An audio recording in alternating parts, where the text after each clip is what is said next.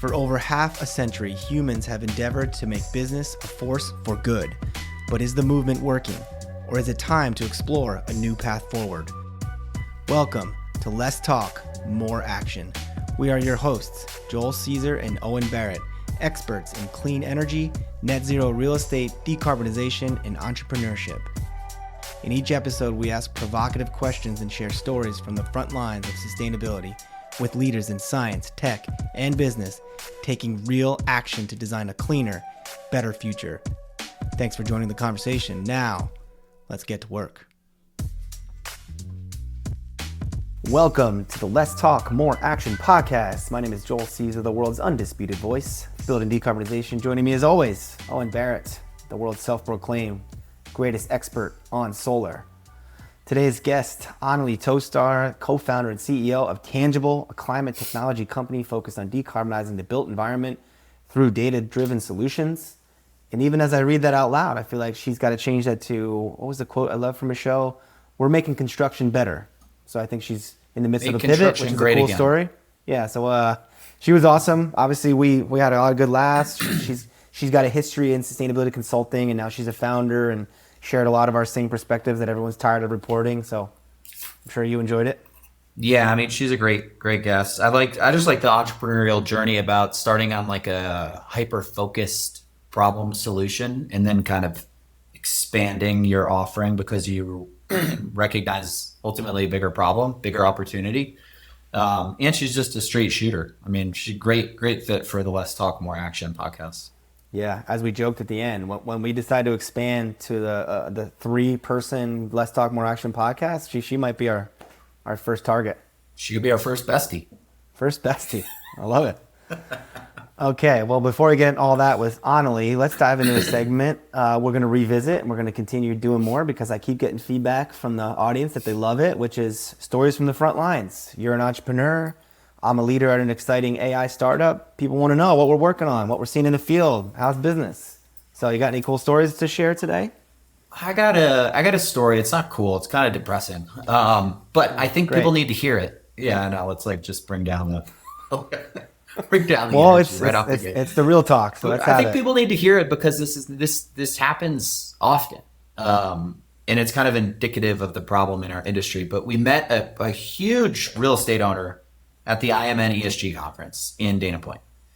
And we were talking about projects that we can do. Obviously really excited because there's a bunch of opportunity that we could do across our portfolio. We looked at one in San Diego. SDG&E has ridiculously expensive electricity, so solar works really good, really well in San Diego. You know, we were talking about the FIAC deadline that's coming up, the tax credit deadline that's coming up, and really the project over a 10-year hold had like a 30% IRR. Because to us, it was a no-brainer. The on-site team seemed to be on board. The asset manager seemed to be on board. And then we talked to like one person above the asset manager and they just squashed the project. They're like, I don't know if we want to do solar. Don't go to ESG conferences if you're not going to do things like on-site solar. It's like middle of the fairway, easiest ESG project you can do. Like to me, it's another form of greenwashing. Like, don't go to the conferences, make yourself known in this world as an organization that's doing something, and then back off of projects that actually have impact. So it's sad. I won't. That is sad. But of course, we've all experienced it. And I've, without knowing the rationale of that person, I just share this is not front lines of my current job. But in the past, I was at a company, a really big company, owned lots of buildings with lots of flat roofs in California. And I was working on this large initiative to install solar and batteries on site. And we were a company with a super ambitious climate commitments. And at some point, we were about to execute, and there was all these, we did a ton of work to understand, like, not only was this good for our sustainability commitments, but each building would be more efficient. So it's like a slam dunk to me.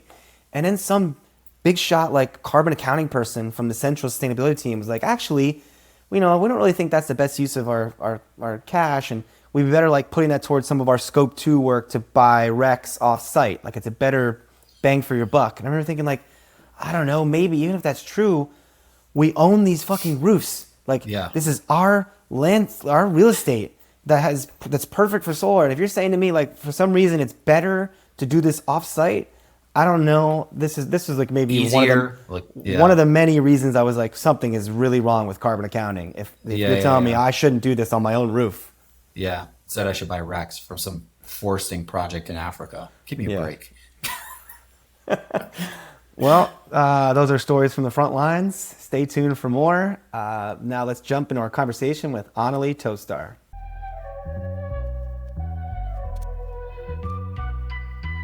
Joining us today is Anneli Tostar, co-founder and CEO of Tangible, a company using data and technology to decarbonize the built environment. Anneli and her team at Tangible are creating the intelligence layer for building materials. By leveraging AI to automate manual workflows, Tangible allows real estate and construction professionals to know what's in their buildings and make decisions in real time. Before Tangible, Anneli worked at the intersection of real estate and sustainability at nonprofits and consultancies serving the commercial real estate industry. She holds a bachelor's degree from Harvard University and a master's degree in sustainable urban planning and design from KTH in Stockholm. So, Anneli, welcome to the Let's Talk, More Action podcast. Excited to be here. Well, we like to get right to work, Anneli. I'm sure you do too. So, Absolutely. No time like the present. how are you taking action to make the world a better place? Yeah, so we, as you very eloquently put it, use technology to help people understand what's going into their buildings, which helps them build more efficiently, but also more sustainably, right? So thinking about this big problem of embodied carbon and building materials are responsible for about 11% of all greenhouse gas emissions globally. And it's actually expected to double by 2050. So this is an area where we're not actually making a lot of progress. So how do we think about that, right? There's kind of two different levers we need to pull here. There's using less stuff and also using better stuff, right? I know you've talked to some folks on the kind of low carbon concrete side of things. So that's on the better stuff side. But another lever that has been really overlooked is the less stuff side. How can we build more efficiently? How can we know what's going into our building? How can we rethink the design of our projects in time to actually change them? And a big barrier has been in parsing this information to give people that data that they need to make those decisions. Honestly, it sounds like a big problem you're trying to solve, which is awesome. But who are you selling to? And the reason that I ask is we do solar for multifamily, and we just started to crack into the new development space. And I mean, it's like it seems super fragmented, and like there's a lot of people working on a development. So I'm curious to get your perspective of like when you talk to somebody about embodied carbon, how do we do better? How do we put less materials into a building? Who's the decision maker about that? Yes, great question. So we do work with a variety of different stakeholders, but primarily commercial real estate developers. So, we work with some of the largest groups across North America who are building everything from really high-rise concrete towers in Toronto to one-story concrete warehouses in Alabama, right? Every type of asset, every geography, and the reason that we've zeroed in on real estate developers is a couple of different reasons, right? First of all, they're actually the ones who have the most to lose if they don't build an efficient building, right? If they can't get a project to pencil because they're spending too much money on materials, or it's not the right design, or something goes wrong, ultimately it all goes back to them.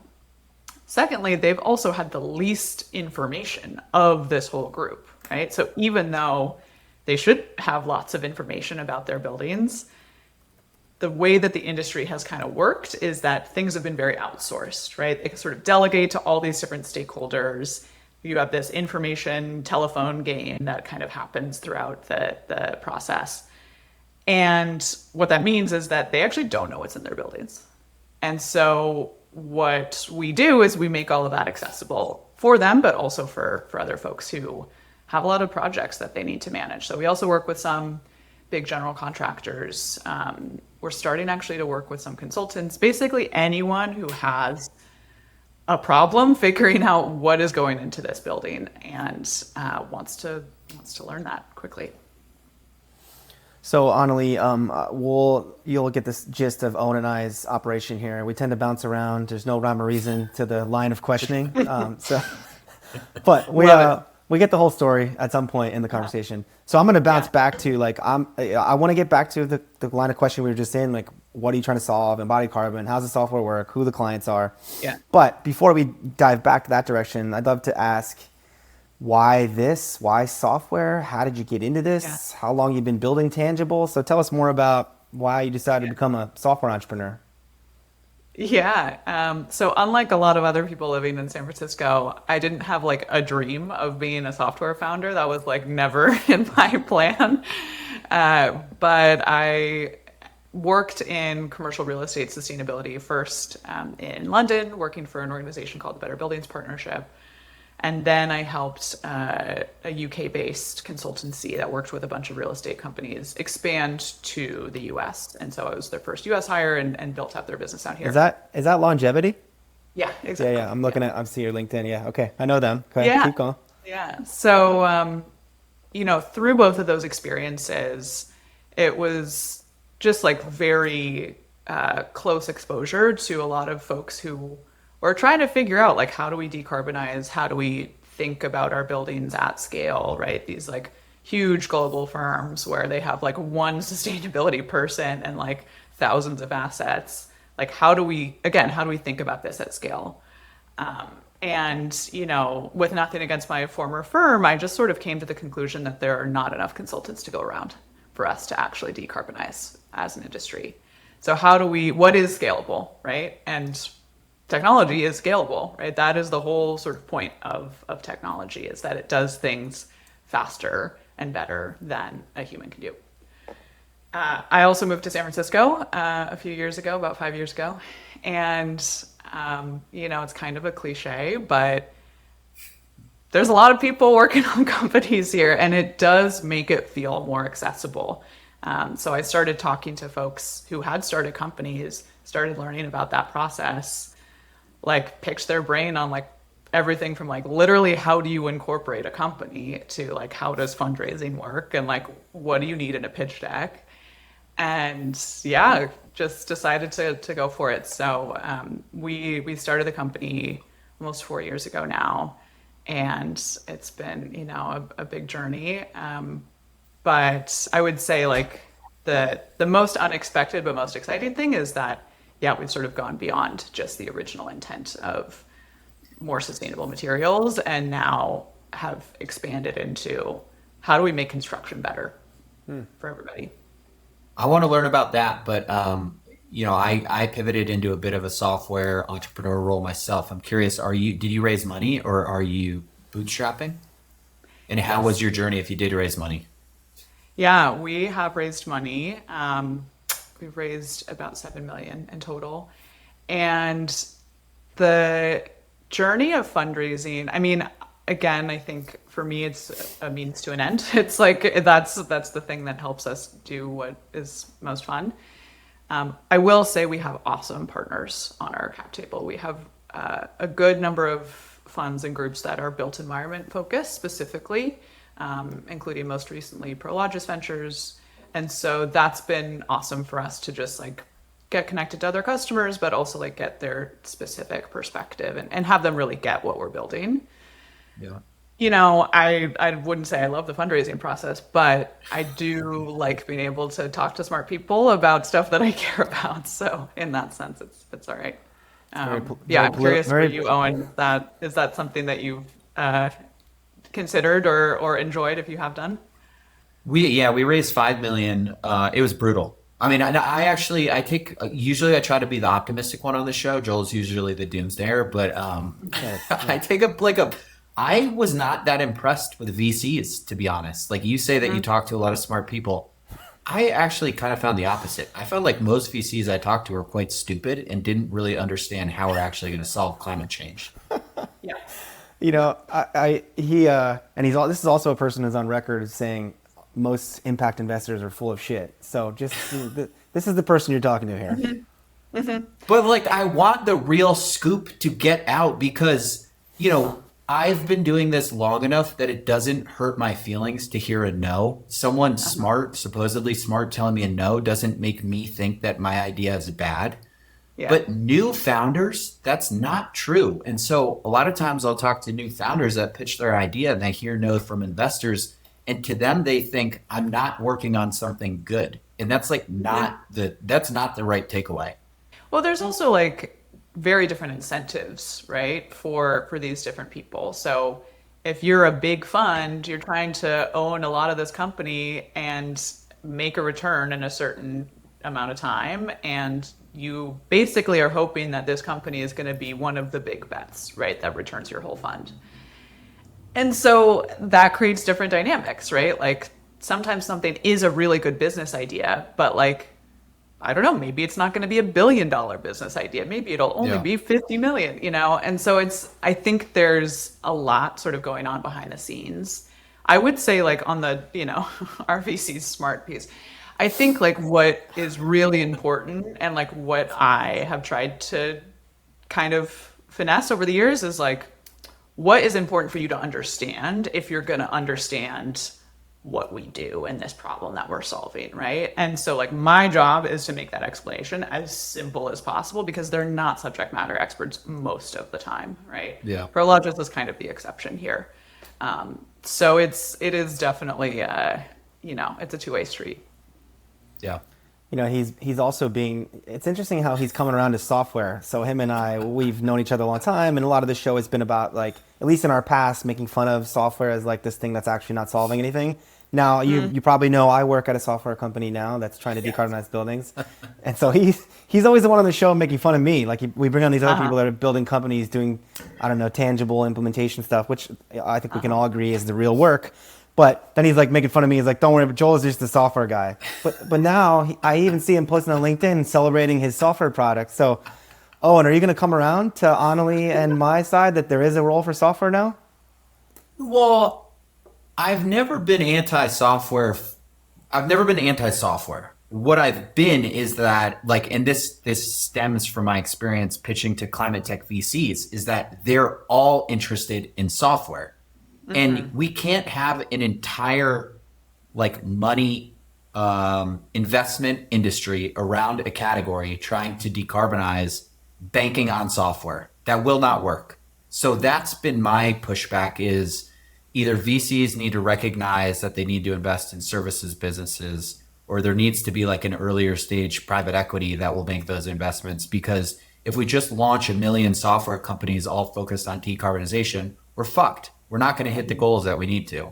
So it's not that I'm anti-software. It's that we need like a whole ecosystem around this for early stage startups. Well, I remember you and I think we were at Verge. It was like 2022 or 2023, and I forget who the speaker was, but said something to the effect of like there's 10x the amount of VC climate tech money going into software as there is physical products. So that was like, I think eye-opening for everyone in the room. Like, oh yeah, that seems like off, but I think we all know why that is, and Anneli, I'm sure that's part of why you've been able to raise some money. But let's not go deep down this rabbit hole. Let's transition into like, okay, Anneli, your software.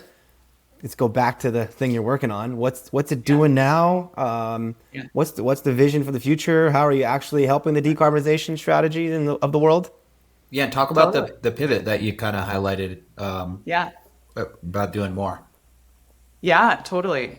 So we started out being very focused on embodied carbon and helping big real estate companies figure out what do we need to do to hit our net zero goals, right? Like they had all come out with these flashy goals about 5 years ago, and which have gotten a bit quieter since then.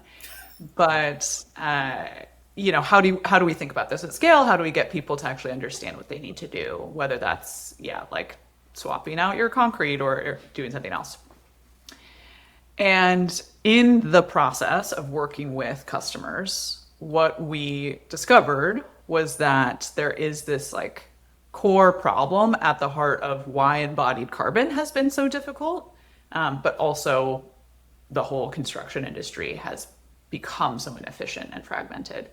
And that is because these things take a lot of manual work to figure out again, like what is going into a building at any given point in time. And the simplest way that I can explain this is you're basically translating from words to shapes to numbers back to words again. That's like the construction process, right? Where like an owner will be like, hey, this is the type of project that I want. They'll write out a project brief.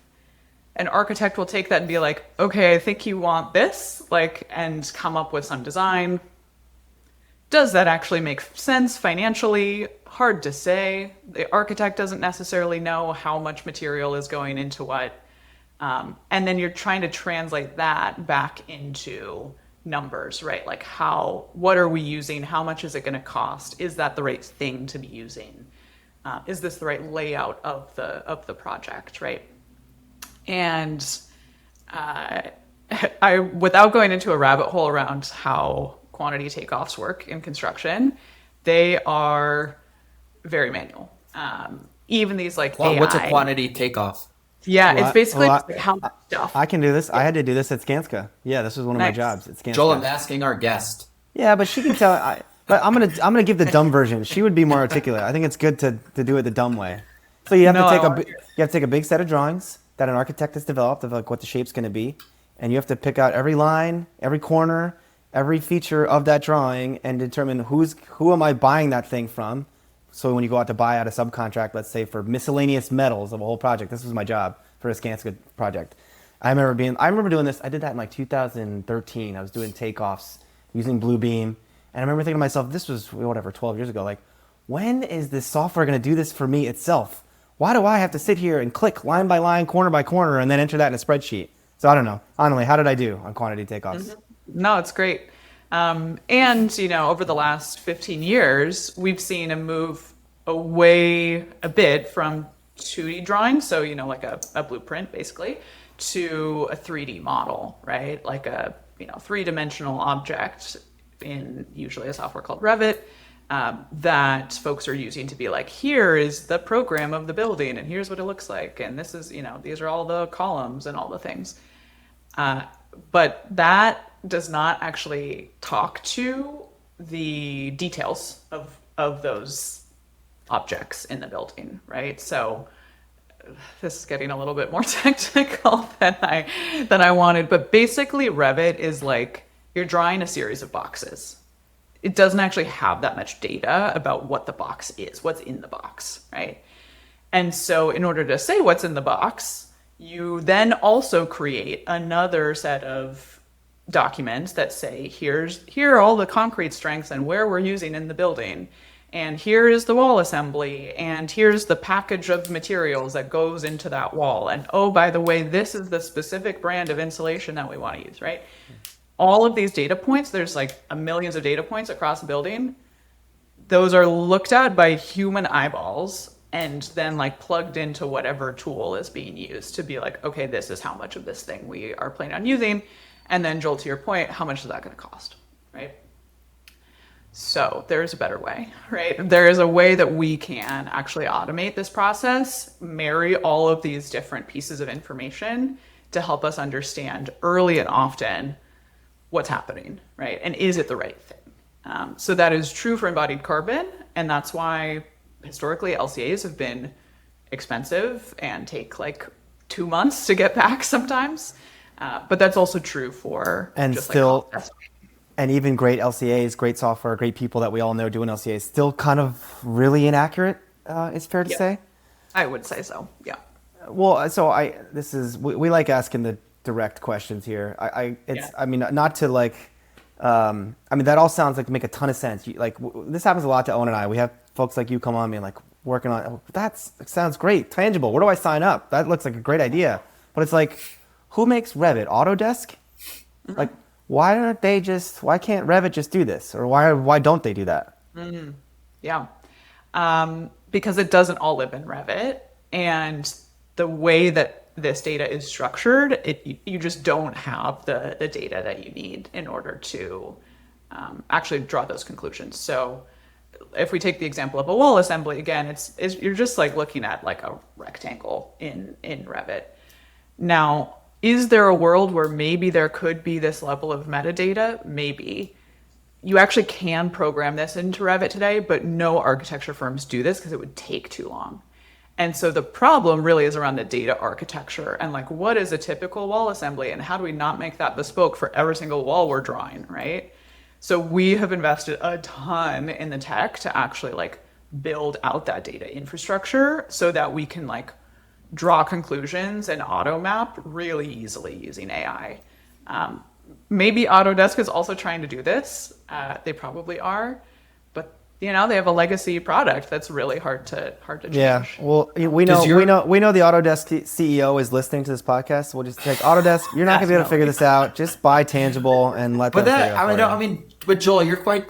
It does stand out as like, why doesn't somebody else just do this? But that's like the age-old question of every startup ever is like, well, why wouldn't the company that's been around for 50 years just do the thing that seems so obvious? It's like because they've got a business model that works, so they don't need to. But so does your tech take? And I've never worked on new construction, so I'm probably going to butcher everything I say. But does it look at Revit and then come up with that list of materials and then specify lower embodied carbon materials than what's normal? Or are you going from the list to a better list? That's a good question. So the first thing is just like, what is happening, right? And so what we do is in Tangible, you can see a 3D model of your building with all of that metadata in it. So basically you're seeing like, okay, here's my wall. What is in my wall? How much of each thing is in my wall?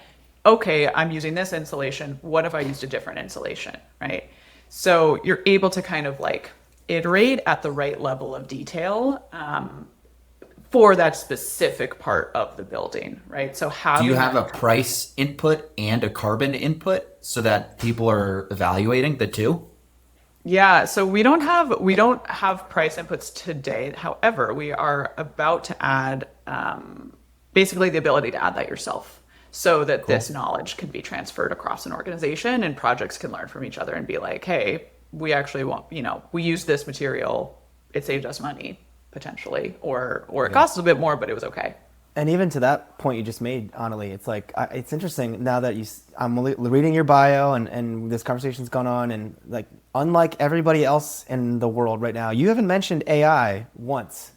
Is that intentional? Because I feel like you were about to say, well, over time, as our users are inputting the cost data, our system will learn and become smarter and make it better for the next user. Yeah. I mean, we are using AI, right? Like, of course we are. And that you're just not like every other idiot out there just saying we're She already an AI raised company. her money. She doesn't have to position herself as an AI first company. No, I mean, I think like, listen, AI has made things possible that were not possible 5 years ago, right? And so that is, it is core to our product, right? And means that people can get the quantities of materials in their building in hours, which is like not how things work today, right? So it is like a huge lever for us and has fundamentally changed our product and our business. I think what I am more focused on is like, what do our users care about, right? They care about things being fast, accurate, and actually like intelligent, right? Like, what should I be doing in this building instead, if not this? That's like the most important takeaway that any budding entrepreneur should just listen to on repeat. I feel like so often it's so easy to get caught up in building cool stuff that you don't know if anybody cares about. Yeah. But like just honing in on the customer and figuring out what do they actually want? How do they use this thing? And how can I improve that? It's such an important lesson. We had this guy on one of our previous shows. His name's Josh Dorfman with Super Cool. Do you know about him? Oh yeah. Have you been on? I would be surprised. I haven't been on Super Cool, but I know Josh. Yeah. Yeah. Tangible should be on Super Cool. But he had a great quote in our episode being like, nobody wakes up in the morning and says, you know what I need in my building is more AI. And it's like, same with the developers that are designing these buildings and the architects. What they want is usability. They want automation, like these terms that are like make sense to them. That the ones you're using. And they want to not waste money. Like, yeah. This is what's so wild about this industry is that because these things are so manual, it's really easy for things to fall through the cracks. And it's also really hard to compare to know, like, what does good look like? So, like, I have so many stories talking to folks who've wasted millions of dollars on concrete they didn't need because they designed the build, or they didn't design the building poorly, but the building wasn't built very efficiently. And they only realized after the fact by, you know, talking to the subcontractors who were like, these are the biggest footings I've ever seen, you know, like these like anecdotal stories, but it's like you just multiply that across the entire industry and Yeah. you're just like, oh my God, like this is crazy. So that's what people care about, right? Is they don't want to waste money. And so that's where it's like what we do is certainly applicable for LCAs, automating LCAs and like making embodied carbon better, faster, cheaper, but also like just generally like how do we build better buildings and how do we help people do that? So it sounds like, I don't think you've said this explicitly, but this pivot or the evolution of your company, you set out to be a net zero focused, embodied carbon, climate based, like saving the world company, which is great. Of course, there's a huge market for that. But is it fair to say you're now pivoting, like now you're using the term make construction better? Like you're like, are you abandoning the embodied carbon, or how does this look? How does this look Or it's to the you? same thing. It's just it's Using the different same words, thing, right? Yeah. Yeah. Exactly. I would say the embodied carbon piece is part of this bigger thing, right? So what I say to people is like the carbon number is not going away. You basically just get an LCA for free, essentially. And That's so instead it's like, how do we just like help people generally collaborate, have all this information live in one place, have the structural engineer be able to talk to the DM, be able to talk to the sustainability consultant, you know, all of these people have access to the same data. And then like, again, with that, I personally believe that we are going to build more efficient, less carbon intensive buildings because people are going to actually know how to do that, and spend less money in the process. So, you know, I would say like sustainability is not necessarily going to be like the core brand, but it is still very much like a mission orientation for us. Right. But it's With all like, the how do we different- do that? With all the different stakeholders that you see that it takes to build a building and all the delegation to consultants and all the different organizations and different types of people, are you surprised that anything actually gets built? Because it sounds like an insane process. Yeah. Every day. Yeah, It's it really shocking, is. actually. I mean, it's similar to like, so I've worked in new construction in the past. I've been in a big contractor. I've built a building for the city. At Google, I was on the new developments. And now I'm, the last 5-6 years of my career, very focused on retrofitting. And in retrofitting, I say this over and over on this podcast and with our company does, we're trying to use technology to cut out as much of the middlemen as possible. To like, as Owen's describing, let's just eliminate a lot of the consultants that are, of course, are adding value, but take a lot of time and money and make things harder to build. And yeah, I think it sounds like what you're doing is similar. Even the words you just used earlier about like the property manager or the DM, the contract, the structural engineer, the sustainability consultant, like, you know, I was just in my head thinking, man, I remember at Google when we had to hire this really sophisticated embodied carbon consultant. I had to wait weeks for their report, and then I had to sort of translate it to give it to my building team. And it's like, yeah, all of that, if that could have been done between 2 steps, would have saved us months and millions of dollars. Yep, exactly. Yeah. And what can we spend the money on instead? Right. Yeah. It's like, Yeah. this is where I get so frustrated sometimes is we've spent how many, probably billions of dollars on ESG reporting. Like it's crazy. Right. And so That's music to our ears on this podcast. Oh, Yeah. love it. I mean, and I get it. It's like, but it's because of the incentive structure that is in place in capital markets, right? That's like, you know, your fund is trying to get money from a certain LP and the LP has this thing, you know, sure. But I was talking to somebody who will not be named in case he doesn't want to be named, who was saying like his company didn't report to GRESB and he got, and Whoa, he's a nothing badass. against GRESB, sorry. He's a He's a badass. badass. He's a bad. But I think what's interesting is he was like, yeah, I got asked about it like 100 times, right? Like people always asked about it. But what I would say is we are taking that money and we are spending it towards decarbonization initiatives.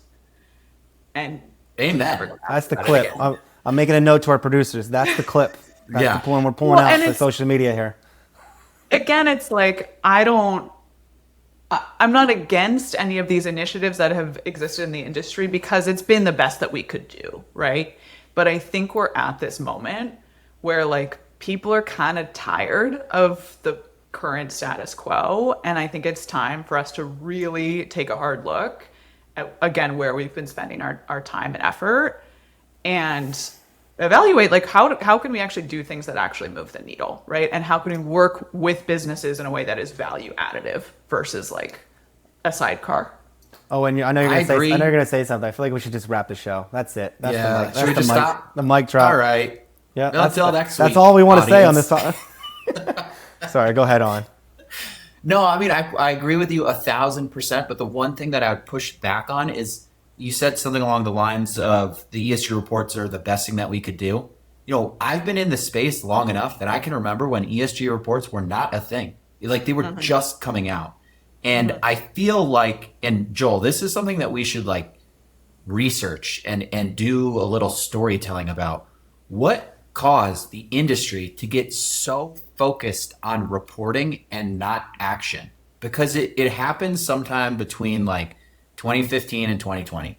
Something happened. I have a cheeky LinkedIn post in my mind. I need a graphic to do it. Like, imagine it's the world 2050, or an expose comes out that says McKinsey and PricewaterhouseCoopers and Deloitte all conspired to create this term. You can't manage what you don't measure. Like it was all just a ploy to get us to spin our wheels in consulting for 20 years. You know, like It worked. I wouldn't be surprised if that's what happened here.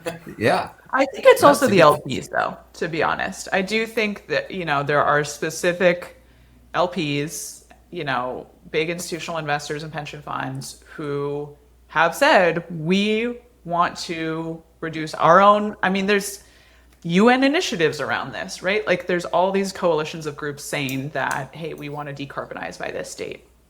Okay, how are they going to track how they're doing against that other than by collecting the emissions data from the groups that they invest in, right? Like I get where all of this kind of comes from, but I think, you know, the climate numbers don't lie. Like we're not making progress, guys. Yeah. Joel, I got a great idea. I'm going to announce it here on the show live. We're going to come up with a new ESG report. Actually, it's just an E report, and it's only scope 1 emissions. And it's just the shit that matters report. And it's just how much better are you doing year after year, scope 1, that's it. Well, What do you guys think? Can we get traction? you're kind of derailing Anneli's business model, which is relying on scope 3 emissions. So We can tie in scope 3 if it's easy. Oh, it's easy, let me tell you. No, I think, I do think the question, the scope delineation feels very weird to me. I think the main thing is like, where are you making decisions that have these negative effects, right? And I think thinking about it in terms of carbon emissions is like one angle. But I also think it's like, again, the reason I named the company Tangible is because I was pretty tired of green building certifications, to be honest. And I was like, Makes 3 of us. it's a great name. want to focus on things that are real, you know? And like, Yeah. what is more real than like, what is the actual product that is going into this building, right? And so I think thinking about it from that perspective, it's like, I heard another story from somebody who will, again, not be named, where they were telling me about this time where they laid a whole parking lot, realized it was the wrong type of parking lot for the truck loading that they were expecting to do, and they literally had to jackhammer the whole thing and re-pour it. Like, this stuff happens all the time, and I'm like, what are we doing, guys? Like, this is wild. And that's has a huge environmental impact, but also it's just a terrible idea, right? Yeah. Or even thinking about like, again, to use another building material example, gypsum board, right? The drywall, basically, used in like every single project all over the world. Gypsum is a mineral that is a finite resource. I talked to a big GC in the UK, and he had visited a gypsum mine a couple of years ago, and he was like, "Oh, so how long do we have basically until the gypsum runs out?" Peak. And Have we reached peak gypsum? I don't know if globally we've reached peak gypsum. I'm not the authority there, but this like guy at the mine was like, "Oh yeah, we have about 6 years."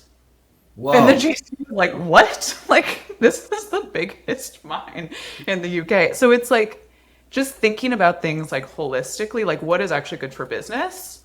It's good Why if we do you know don't. why we make drywall out of gypsum? Like what it seems like such a you can make it out of anything. Or sheetrock. Can't are there alternatives? We call it sheetrock too, right? Isn't that's synonymous? Yeah, or just like general fiberboard, basically, like MDF too, right? So there's different, part of it is speed, right? It's easy to put up, but yeah, there's all kinds of variables here. Well, like We, it's interesting. There's been a lot of in the news this week about Bill Gates kind of rolling back his climate doomerism, I guess you might call it. And so I posted this morning. I was like, I agree with Bill Gates, and I'm getting attacked vehemently on You my should just DMs. you should comment how you also agree with Elon Musk and really piss people off. My point is like, of course, no one reads below the headline of my post. I just said I agree, and it's with Bill Gates. And then below, I'm like, well, imagine the things we could do. And I've said this. I said this recently in a keynote I did, and I've said it on other posts. Like, I'm not anti-climate. I think it's a problem we should try to solve. But like, to your point, Anneli, can we all acknowledge whatever we've been doing for the last 25 years is not working? And so, It's not like, working. imagine what we could be doing with all the time and resources and energy on these ESG reports and the accounting. And like you're talking about, we're just missing so many other opportunities because we have too many people focused on the wrong thing. So, I mean, sounds like that's what Yes. you're trying to solve. Totally. And I also think, to be maybe a bit controversial, I think we're not talking about what AI is going to do to jobs. Like, our software automates what typically would take a consultant 4 weeks to do. Ours does That's too. one example, Yeah. right? And so, like, how are we going to use our human resources once all of these things that it took a human to do are done pretty automatically, right? And so I think for the sustainability movement industry, we also need to think about this, right? Like, okay, I guess we could still spend money on hiring individuals to do lead reports, but also, like, maybe we don't have to do that. Or maybe we still do the lead report, but it happens automatically. I don't know, Yeah, right? yeah. So personally, I think that we're in the middle of like a very big inflection point, and I don't think people are like fully acknowledging it. We talk about a lot how, well, maybe not we, Joel. I won't throw you into my rant, but Yeah, I think please we- don't. I think we as a as an industry need to get back to the roots of putting dollars first. We should do this decarbonization project because it makes financial sense. And I think if you took all these sustainability nerds and replaced their ESG reporting with AI and put them into project management, where they're actually doing projects that were important to customer or to corporations, companies, organizations, we'd be in such a better spot. So I'm pro AI taking over ESG reporting jobs. I'm coming on the show. Yeah. I was going to ask you, what's your perspective on this AI jobs discussion? That's a good answer. Yeah. I mean, do you see the thing about Amazon? I would say something similar. It's like I just think a lot of people have been doing not useless, but very low importance work for a long time in sustainability, and it'd be great if we reposition them into something more important. And then I just continued always on this my rant of like, imagine being a young person graduating college with an environmental science degree, and you're super bullish on saving the world, and there's problems in the planet and the ecosystems, and it's like, hey, here's an ESG accounting job. Go count invisible emissions that are going to be wildly inaccurate and put it in our report nobody reads. Okay, great. I'll be out of this industry in 5 years. Yeah. That's my rant for the day. It honestly, it really resonates with me because like I ended up in this space because I was like, this industry, not even just the industry, but like the built environment is this like hugely complicated, multimodal, like multi-stakeholder, like really messy system. And that's really fun and intellectually challenging. And then like for the best job that you can get to basically be like carbon counting feels just like a huge miss.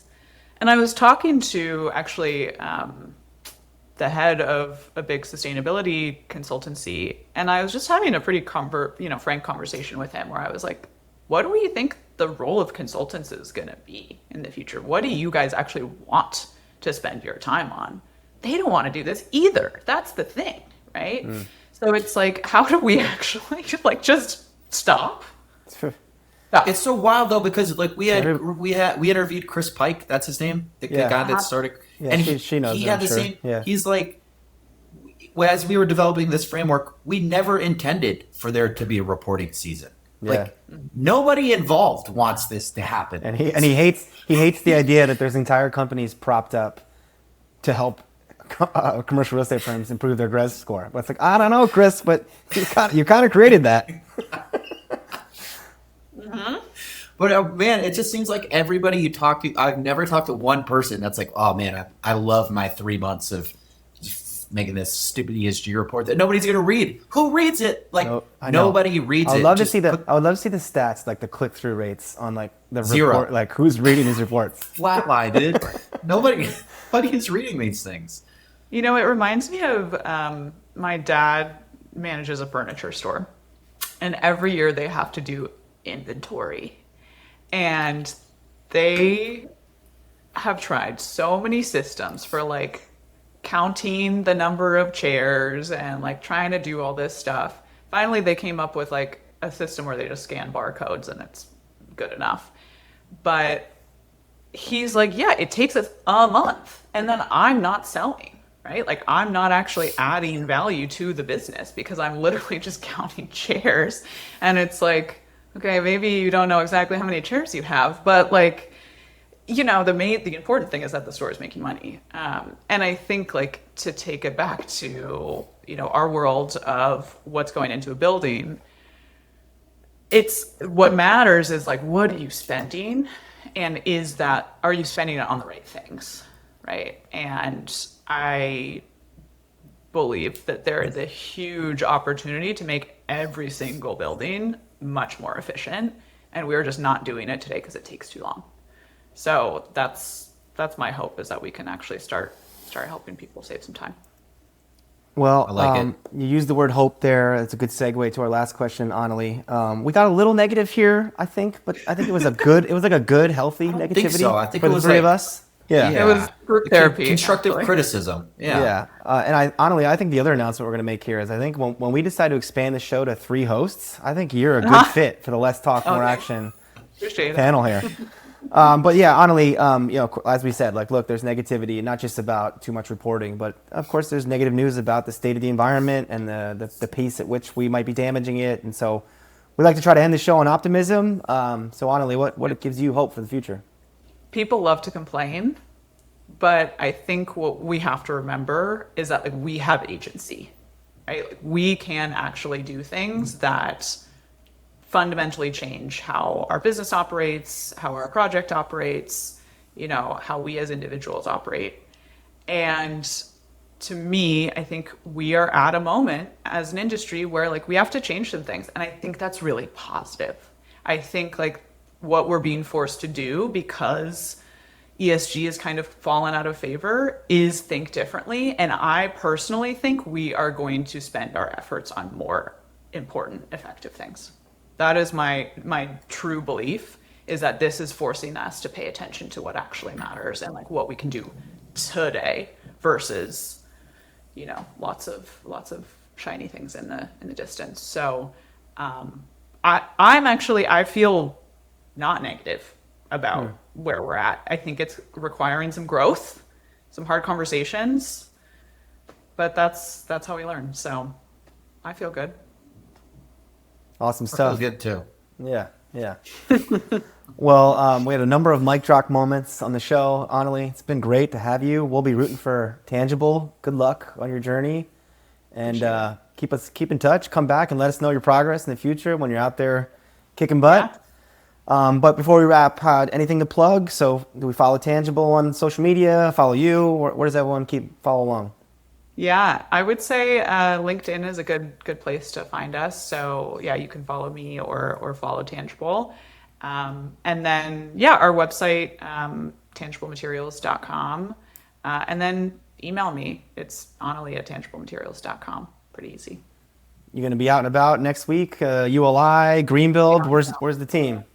I'll be at ULI, but I'm all over the place. I mostly spend time with our customers. So wherever they are, that's where I'm at.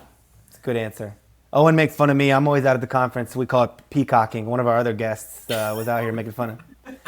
There's some of us that are out there peacocking, and some of us are talking to customers. You got to do a bit of both, but customers are the more important piece, in my opinion. So, Well, awesome. Thanks again, Anneli. Thank you, Yeah, Owen. thanks for having me. Thank you, everyone, for joining. You can find Owen and I on LinkedIn, usually actively antagonizing the more talk, more complain sustainability nerds. You can find this podcast and more great content at letstalkmoreaction.com. If you like the podcast, please subscribe, like, and share with your friends. And until next time, we encourage you to ask yourself, what are you doing to take action to make the world a better place?